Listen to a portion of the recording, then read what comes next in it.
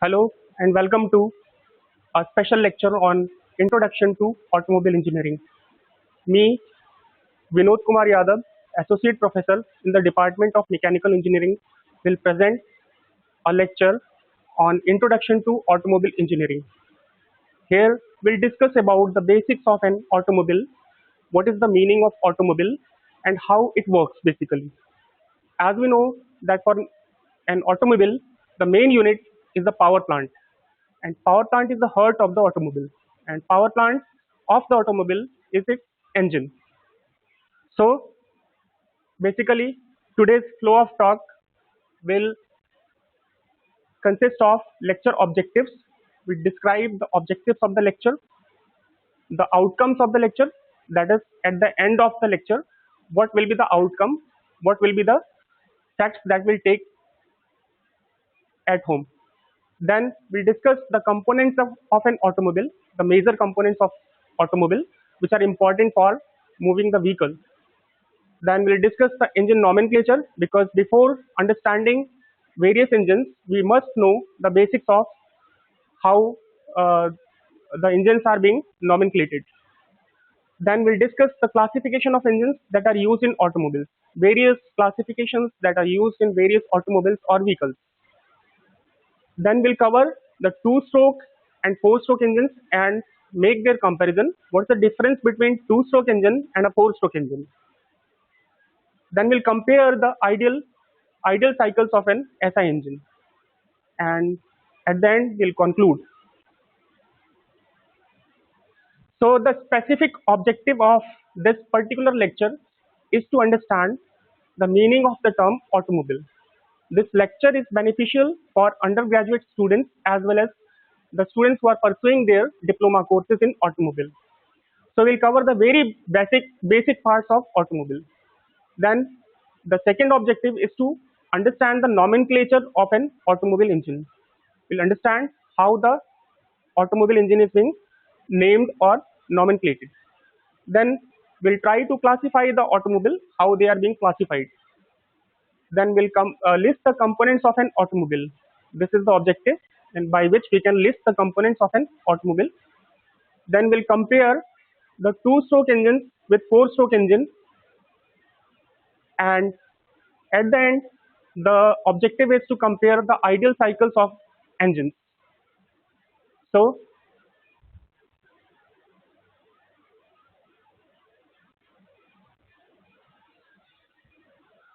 at the end we'll compare the ideal cycles that are used for SI as well as CI engines. At the end of the lecture, the takeaway will be the student who are listening to this lecture will be able to understand the principle and operation of an automobile, how basically it works, understand the basic components of an automobile engine, what are the major components of an automobile engine. They will be able to compare the two-stroke engines with four-stroke engines in terms of their working principle, and they will be able to compare Otto cycle and diesel cycle. So I'll start my lecture. How this automobile is being defined. So basically, automobile, the term automobile means a self-propelled vehicle, a vehicle that moves by itself. So it must be having some system that is able to move it by itself. For example, if we take the example of an auto rickshaw that is pulled by a human being, so that is not an automobile, that is using some external agency like human being to propel it. But in case of automobile, that is self-propelled. Any vehicle which is self-propelled by means of using some prime mover or engine is an automobile. So we can say that automobile is a vehicle driven by an internal combustion engine. So here I would like to classify why it is called as internal combustion engine. That is the basic power plant of an automobile, the IC engines. In this case of IC engines, basically the combustion takes place as a part of the system. That is, combustion takes place inside the cycle, inside the thermodynamic cycle. As we know, all engines are based on some thermodynamic cycle. For example, this IC engine is based on either Otto cycle or on diesel cycle. So this combustion is an integral part of the cycle, thermodynamic cycle. But in case of external combustion engines, the combustion is not an external part of the cycle. Why this combustion is required? Because as we know that the ideal cycle for all engines is Carnot cycle, and that requires two heat sources. One is the source at high temperature, other is the sink at low temperature where the heat is being dissipated. So this high temperature source is a sort of combustion in case of internal combustion engine that is inside the closed system. And in case of external combustion engines, that is outside the system, for example, like steam engines. The steam cycle is an external combustion engine cycle in which the steam is generated inside a boiler where the combustion is done at some other location like in furnace. So from there, the heat of combustion is utilized to create the steam, and that steam undergoes through a closed cycle. So that is called an external combustion engine. Next, we'll see the main components of an automobile. The basic components of an automobile include engine, that is the power plant of an automobile, chassis and frame that supports the engine, brake, suspension system, steering system, braking system, and other accessories that accommodates all these components in it. Then transmission, the main function of the transmission system is to transmit the power generated at the power plant, that is at the engine, to the wheels so that it can move by itself. Next comes the body. Body is the outer covering or outer envelope of an automobile. Then are the accessories, which includes the air conditioner, heater, fans installed in the car, lights, wipers, stereo, etc. These forms the accessories of an automobile. Next comes the nomenclature, that is very important to understand the working principle of a two-stroke and four-stroke engine. That's why we'll discuss the basic nomenclature that is being utilized in the ICE engine. So we'll start from here. This shows the diagram of an basic component of an engine which has a cylinder and cylinder head. This is cylinder block, the bottom part is cylinder block, this is cylinder head, and these are the metallic cylinder walls. Piston, this is the gudgeon pin that connects the piston with the connecting rod. This is connecting rod, this is crankshaft, and the parameters that are being used, these are the valves like inlet valve, exhaust valve, and this is the spark plug in case of SI engine. SI engine is basically spark ignition engine. So that uses a spark plug to initiate the combustion. So the basic terminology that is being used in ICE engines is the length of stroke and diameter of the piston or bore diameter. So we can see this bore diameter is the diameter of the piston, outer diameter of the piston. That is the main specification of an engine. And second is the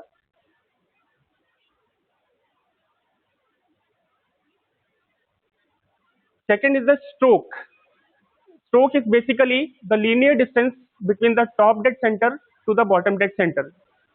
It is expressed in centimeter or meter or mm. So the maximum extent up to which the piston can travel upward is the top dead center. This is top dead center, and the maximum extent at the outer end up to which the piston can travel is the bottom dead center. Basically, why it is called as dead center? Because on the dead centers there is no torque generated, because this connecting rod comes in line with the crankshaft.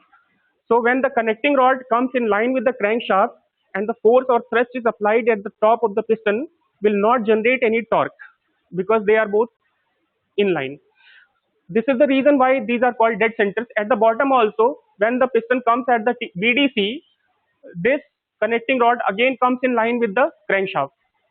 So this will again not create any torque. So these are called dead centers because no torque is generated at these centers. That is the reason why in case of actual IC engines, the maximum thrust is applied some degrees after TDC, after top dead center, so as to obtain maximum turning moment or maximum torque. Now comes how these engines or power plants of an automobile are being classified. So these are classified on the basis of cycle of operation. which cycle we are dealing with and which cycle we are using for our automobile. That on the basis of that we can classify the engine like two-stroke cycle engine and four-stroke cycle engine. I will discuss in detail about the working principle of two-stroke cycle engine and four-stroke cycle engine in detail in coming slides. So on the basis of cycle of combustion, these may be classified as Otto cycle, the basic thermodynamic cycle on which the engine is based. This may be an Otto cycle in which our spark ignition engines are based. This may be diesel cycle in case of diesel engines. This cycle is the ideal cycle, and dual cycle engine is a combination of Otto cycle and diesel cycle in which the heat addition takes place at partially at constant volume and partially at constant pressure. So this cycle lies in between these two, and this cycle, the concept of this cycle is used in some of the heavy trucks. So we'll discuss the other classification. The third classification is according to the arrangement of the cylinder. Okay. Some of the figures adopted here are only used for demonstration purpose, and I have given the proper reference to them, and these are not used for any other purpose. So I have adopted it from some online sources. Like according to arrangement of cylinder, we classify the engines as inline engines, U cylinder engines, V type engines, delta type engines, X type engines, radial engines, H type engines, opposed cylinder engines, and opposed piston engines. We'll see some of the configurations one by one on the basis of cylinder arrangement. Like first one is a single cylinder engine in which there is only a single cylinder that is used for propelling the vehicle. Or second classification in this is inline or straight engines in which the multiple cylinder engines are placed in an inline way, like in a linear direction. So now comes the V engines, which are shaped like V. These are shaped like the English letter V. Okay, so the cylinders are placed in V shape, and a common crankshaft is used for transferring the power from piston to the crankshaft and then to the engine and then to the automobile. So these are used basically in high powered automobiles where the power requirement is very high. Next classification under this category is opposed cylinder engines. As we can see that the cylinders are just opposed to each other. There is a common crankshaft. On this common crankshaft, all the connecting rods are connected. So this is basically an inline arrangement in which the cylinders are placed 180-degree apart. These cylinders are generally well balanced. There is less vibration in case of these cylinders because they are placed opposite to each other.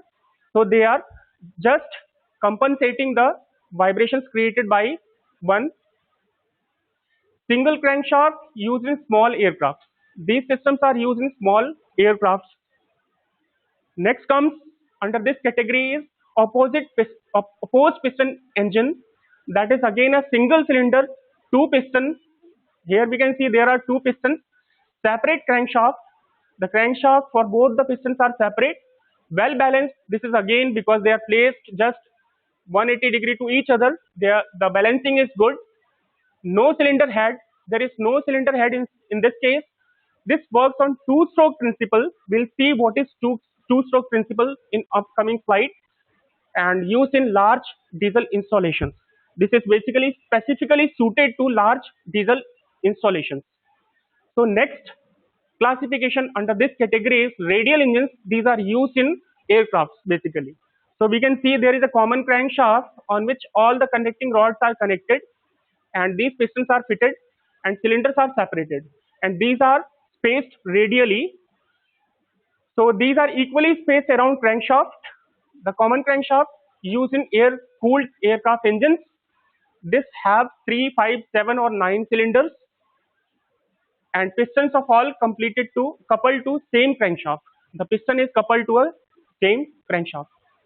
Other types which are very less in use may include the X type cylinders. They are shaped like the letter X. H type cylinder, two opposed cylinder type uses two separate but interconnected crankshafts. U type, This is a variation of opposed piston engine U type and delta type, in which a letter delta is formed by using the concept of combination of three opposed piston engine with three crankshafts interlinked to each other.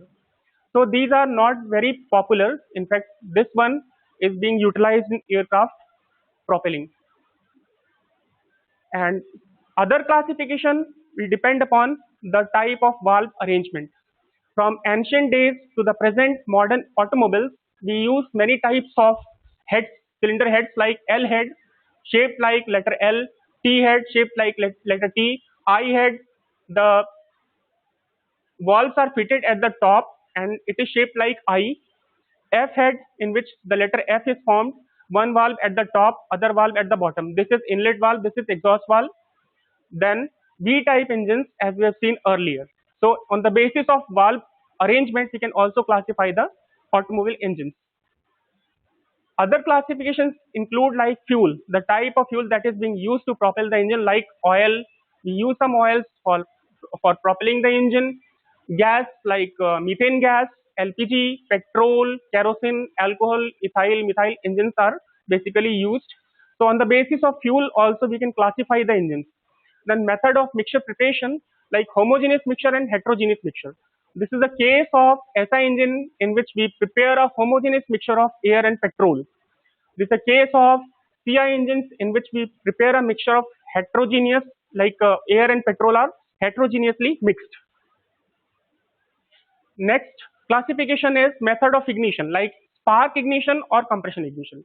In case of spark ignition, we use a system to generate a spark, that is a high voltage system. Around 22,000 volts are used to create spark across a spark plug gap.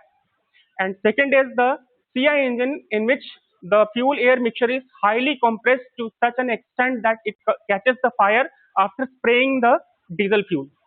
So these are method of ignition on the basis of which we can classify SI and CI engines. Combustion chamber design. On the basis of design of the combustion chamber, this is specifically applicable to diesel engines, in which we can specify the combustion chamber of the design, like DI and IDI. DI stands for direct injection combustion chamber. IDI stands for indirect injection combustion chamber. In case of direct injection combustion chamber, the fuel is directly injected at the top of the piston. That is, the piston is having some cavity where combustion chamber is formed, and in the clearance volume also the combustion takes place. But in case of IDI systems, which are indirect injection combustion systems, there are two combustion chambers. One is the pre-combustion chamber, other is the main combustion chamber. Combustion basically initiated from the pre-combustion chamber, where the fuel is injected and it propagates through a small throat to the main combustion chamber. So it is called as IDI combustion chamber. Then method of cooling, that depends upon whether we are using air cooling or water cooling to operate the engine. So air cooled engines are basically lightweight engines, and these are used in scooters and motorcycles these days. And water cooling engines are having high capacity. They generate enormous amount of heat that has to be dissipated. So we use the water cooling technique. As we know that in case of air cooling and water cooling, the heat transfer rate may vary by 1000 times. So we prefer the water cooling systems where, because these will be complicated and bulky in design, but we prefer to the locations or to the systems where enormous amount of heat is generated, like in case of high powered engines. So we'll start the understanding of the working principle of two-stroke engine. So here we can see, for a thermodynamic cycle on which the engines are based, basically two processes are very important, and they are heat addition and heat rejection. So on the basis of that concept, there should be a source at high temperature and a sink at low temperature. So two processes are very important. Like compression is very important, where we compress the charge to a high pressure, at which some means of combustion is adopted. Like as in case of SI engine, we use a spark plug to ignite the mixture. In case of CI engine, we use a fuel spray at high pressure to ignite the mixture. So here, this is the example of a two-stroke SI engine where spark plug is fitted. we'll see how these two processes are being achieved in two-stroke SI engines. So we can see here there is a intake port fitted with a reed valve. This reed valve is operated by the difference in the pressure. So this is operated by gas pressure difference, and this valve opens the port at the bottom part. This is the crankcase of an engine. So basically the air fuel mixture in case of SI engine is prepared in the carburetor. That properly homogeneous mixed mixture comes through this port and enters inside the crankcase portion. There is a transfer port at this location where this charge, fresh charge, is being transferred to the combustion chamber. So at the upper part there is a combustion chamber, there is a compression space where this charge is being compressed, ignited, and the exhaust gases are expelled to the surrounding by means of this port. Since this is a port that is being operated by the movement of the piston, as the piston moves up and down, this port gets opened and closed. So in this system, there is no separate stroke for suction and exhaust. As we know, for compression and power, we must use two systems. Before that, before compression, we must induce the charge inside the combustion chamber, that is known as suction. And after power, we have to exhaust, or we have to expel the burnt gases out of the cylinder, that is the exhaust. So in case of two-stroke engines, basically there are two processes: compression looking towards the upper side of the engine, which is the combustion chamber. We can observe that while the piston moves in upward stroke, there is only compression and expansion followed by exhaust automatically due to the opening of the port. So this system is confined to compression and expansion only. There is no separate stroke for suction and exhaust. Okay, we'll see further what we have seen. The fuel in stroke 1, what happens? There are only two strokes, upward and downward. In stroke 1, what happens?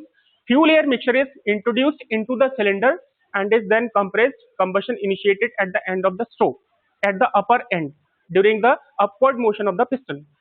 In stroke 2, when the piston comes downward, the combustion products expand doing work and then exhausted through the exhaust port. So power delivered to the crankshaft on every revolution, as we can see here, on the starting from here, in one revolution of the crankshaft, that is 180 degree or 360 degree revolution of the crankshaft, entire process completes. So this is a two-stroke engine in which every stroke is of 180 degree rotation of the crankshaft, and the two stroke consists of 360 degree of rotation of the crankshaft. So due to this, every revolution has a power stroke. So this we have seen during the upper motion of the piston. What is happening? Compression followed by expansion and power production and then exhaust.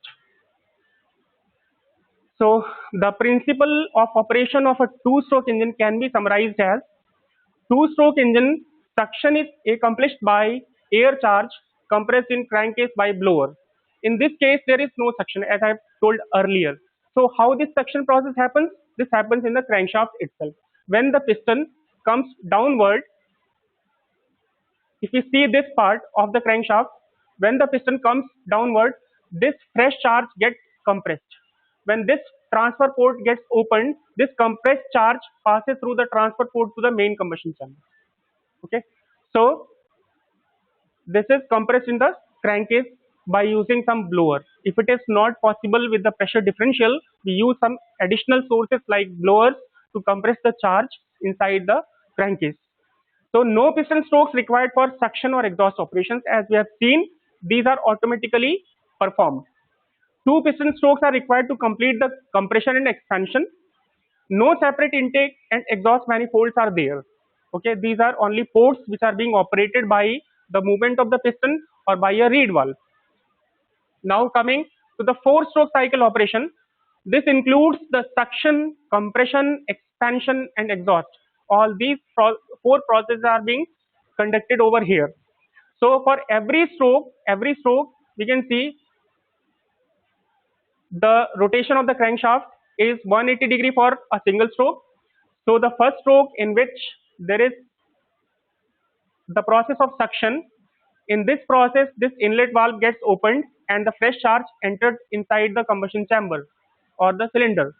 Then this is followed by compression stroke in which both valves are being closed at a time and the charge that has been entered during suction will be compressed inside the cylinder. Then after compression, this spark plug generates spark which creates the required power or thrust over the top of the piston required for running the engine. Okay.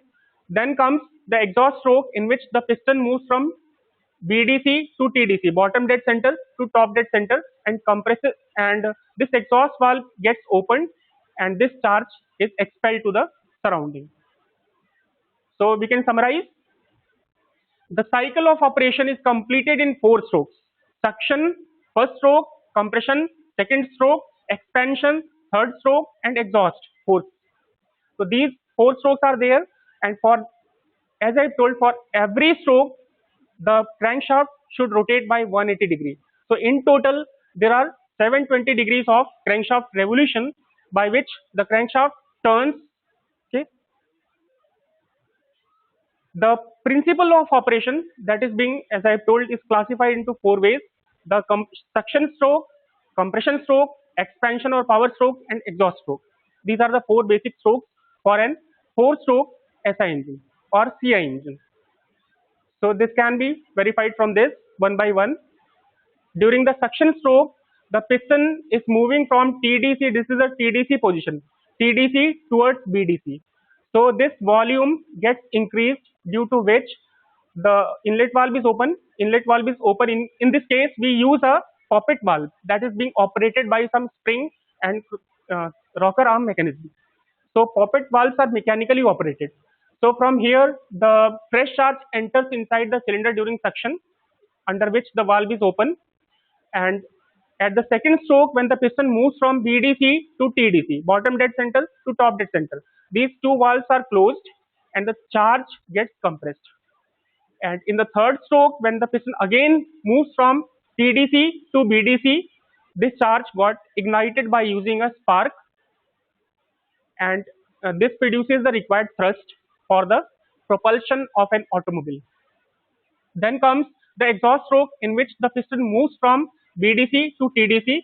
In this case, the exhaust valve is opened and the charges that are burnt gases are expelled out of the engine through this exhaust valve. So in total, these are the basic 4 processes. We'll see what happens to the valve during every stroke. During suction stroke, as we have seen, the suction valve is open so that the fuel air mixture can be induced. At the same time, exhaust valve should be closed. In compression stroke, both valves should be closed so that the compression process takes place. In expansion or power stroke, which is the basically power generating unit, both valves must be closed so that the pressure can be built up by the combustion of the engine, by the expansion of the gases. And last stroke is exhaust stroke, in which the exhaust valve opens and suction valve closes. So that the burnt gases can be expelled out of the engine. So now we can compare both engines at the same platform. So we can see here what are the basic outcomes of that particular discussion. We can see here, in every revolution there is a power stroke, but in case of 4-stroke cycle, in every 2 revolution there is a power stroke. It means that the power produced by the 2-stroke engines for the same capacity engine is more as compared to the 4-stroke engine. Okay, because in this case, if we compare the live stroke and dead stroke, live means that is generating power, that is producing some work, and dead stroke is that is not producing some work, instead it is consuming the work. So in this case of 2-stroke cycle engine, 1 stroke is live stroke which is producing the work or power. Other stroke is the dead stroke which is consuming that power to compress the charge. But in case of 4-stroke engines, only 1 live stroke is there, remaining 3 are dead strokes. Like suction stroke is also requires some power to basically induce the charge. This consumes some work. followed by compression that again requires the power, that is again a dead stroke. Then expansion stroke is only the live stroke which produces the required work output for the engine, and then followed by exhaust stroke, which is again a dead stroke which consumes the power to expel the burnt gases out of the cylinder. So we can compare by means of this that the turning movement for this case will be more uniform. The torque produced for the case of two-stroke cycle engine will be more uniform as compared to the four-stroke cycle engine, because there will be a variation of the torque during each stroke of the cycle, as only one power stroke is there in, and remaining three are the dead strokes. So on the basis of this discussion, we can compare the two-stroke cycle engine with four-stroke cycle engine. As we have discussed, cycle completes in two strokes of the piston in case of two-stroke engine, whereas in case of four-stroke engines, the cycle completes in four strokes. That is suction, compression, expansion, and exhaust. In this case, there is no suction, no exhaust. Then we have seen that due to one power stroke in every revolution of the crankshaft, we used to get uniform turning movement. But in case of four-stroke engines, there is no uniform turning movement as compared to the two-stroke engine with same capacity, because only one power stroke is there, remaining other three are dead strokes. The power produced is twice for same size engine, because in every revolution we are getting a power stroke. Compared to the two-stroke engine, less power is produced for the same size engine, less weight for the same power, and heavy weight for the same power. Okay. Because the speed is very high, power is more, the power to weight ratio is high for the case of two-stroke cycle engine, so the weight may be less for two-stroke engines, and the weight for four-stroke engine is very high, heavy. Rapid wear and tear due to high RPM, high power produced. In every revolution we are getting a power, so the wear and tear will be more in case of two-stroke cycle engine, and in case of four-stroke cycle engine, the wear and tear will be less. In case of two-stroke cycle engine, as we have seen, only ports are used, or sometimes the reed valves are used, and these reed valves do not require the engine power. They are being operated by the gas pressure itself. So these are simple in design and construction. And in case of four-stroke engines, we use valves instead of ports. These valves are being operated by some mechanical means, and this is being generated by, or the power is being consumed from the work developed by the engine itself. So as the weight is less, the material cost is very less, hence the initial cost of the two-stroke engines are very less as compared to the initial cost of the four-stroke engine. The volumetric efficiency in case of two-stroke engines are very less, as we have seen that the charge will enter from firstly into the crankcase, from there it passes through the transfer port and goes to the main combustion chamber. So the volumetric efficiency, or we can say that the breathing capacity of two-stroke engines are very less as compared to the breathing capacity of four-stroke engines. Okay. The thermal efficiency due to more wastage is less in case of two-stroke engines as compared to the four-stroke engines. As the wastage, where is the wastage? Because during the process, the fresh charge enters inside the cylinder and it scavenges the burnt gases out of the cylinder. So with that process of scavenging, some of the fresh charge gets out of the cylinder. So this is a wastage of fuel that reduces the thermal efficiency of the engine in case of two-stroke engines. So we can compare the ideal cycles. These are the ideal cycles based on assumptions that these uses air as a working medium, and other assumptions include these are having fixed Cp and Cv values. They do not depend upon temperature, but actually the Cp and Cv depends upon temperature. So in case of ideal cycles, many assumptions are there, okay, in which the working fluid is a homogeneous part like air. It is an ideal gas, behaves like ideal gas under all conditions. So for this ideal condition, the SI engines, the spark ignition engines, which are basically the petrol engines, they are based on Otto cycle. Otto cycle is basically a constant volume heat addition cycle in which the heat addition takes place at constant volume. So basically 0 to 1 indicates the suction process. This green line indicates the suction process. 1 to 2 is the compression process, where the air gets compressed from initial state 1 to state 2. Then 2 to 3 indicates the constant volume heat addition process, in which the heat is added at constant volume.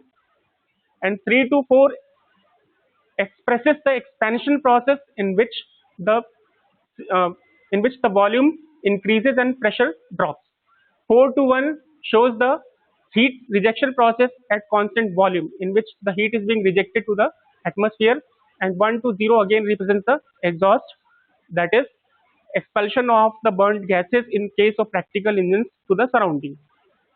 Okay, but in case of CI engines, basically the diesel engines, they are based on diesel cycle. And diesel cycle, what's the difference between Otto and diesel cycle? The process of compression is reversible adiabatic. Here also it is reversible adiabatic or isentropic compression. 3 to 4, the process of expansion is similar like this in case of diesel cycle. This is again reversible adiabatic or isentropic expansion. The process of heat rejection is same, 4 to 1, 4 to 1. This is constant volume heat rejection. So these three processes, like 1 2 1 2 of Otto cycle, 3 4 3 4 of Otto cycle, 4 1 and 4 1 of Otto cycle is similar in nature. Only the heat addition method or the process changes. In case of diesel cycle, the heat is being added at constant pressure. In case of Otto cycle, heat is being added at constant volume. So this is the major difference. So if we can compare these two cycles on the same platform, for example, for same compression ratio and same heat input, we'll find that the Otto cycle will be more efficient as compared to the diesel cycle. So I will come to the conclusion. So what we have discussed today, I'll conclude one by one. I have discussed the definition of an automobile. Basically is a self-propelled vehicle which can move by itself. It uses some prime mover for its movement. Second is, the basic components of an automobile include the engine, that is the power plant, the chassis on which all the components are suspended or fitted, the frame which supports the system, the transmission for transmitting the power from the engine to the wheels, the body and accessories. These are the main components of an automobile. Okay. Then power developed by two-stroke engines are nearly twice compared to four-stroke engines. As we have seen that for every revolution there is a power stroke. So the power developed by two-stroke engines are nearly about twice as that of the four-stroke engine. Then work required to overcome the friction of the exhaust and suction stroke is saved in case of two-stroke engines. As we have discussed, in case of two-stroke engines, there is no suction stroke, there is no separate exhaust stroke. So there is no work requirement for these two strokes to happen. But in case of four-stroke engine, these two strokes are there, so they consume some power of the engine. Then due to one power stroke in every revolution of the crankshaft, the turning moment in case of two-stroke engines are uniform as compared to four-stroke engines. Hence, a lighter flywheel is required in case of two-stroke engines, that also lightens the weight of the engine. So entire weight of the engine is lighter as compared to the four-stroke engine for the same power production. Two-stroke engines are less thermally efficient because the wastage of fuel is more during scavenging process and during the transferring of the charge from the crankcase to the combustion chamber. Okay. Due to short circuiting two-stroke engines, the fuel consumption increases. That's why thermal efficiency decreases. Two-stroke engines do not have valves, which simplifies their construction and lowers the weight, as we have seen during the principle of operation. They are basically operated by ports. Two-stroke engine fire once in every revolution, while four-stroke engine fire once in every two revolution of the crankshaft. This gives two-stroke engines a significant power boost. Hence, the power to weight ratio of two-stroke engines are very high as compared to the four-stroke engines. Okay.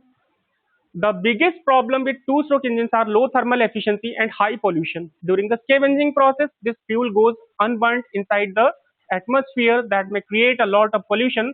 So in order to restrict that pollution, the government has basically restricted the use of two-stroke engines, and hence nowadays we are basically mostly dependent upon forced rotation. So SI engines are based on Otto cycle. At the last, we have seen the cycles on which these engines are based. So spark ignition engines or petrol engines are based on Otto cycles, and diesel engines are based on diesel cycles. Basically, Otto cycles work at constant volume heat addition principle, and diesel cycle works at constant pressure heat addition process. Remaining three processes are similar. So this was the conclusion of the lecture. I hope that you enjoyed the lecture and will be helpful, because I have gone to the very basic level, and I hope that this will be useful to all the listeners and my students who will be listening this lecture.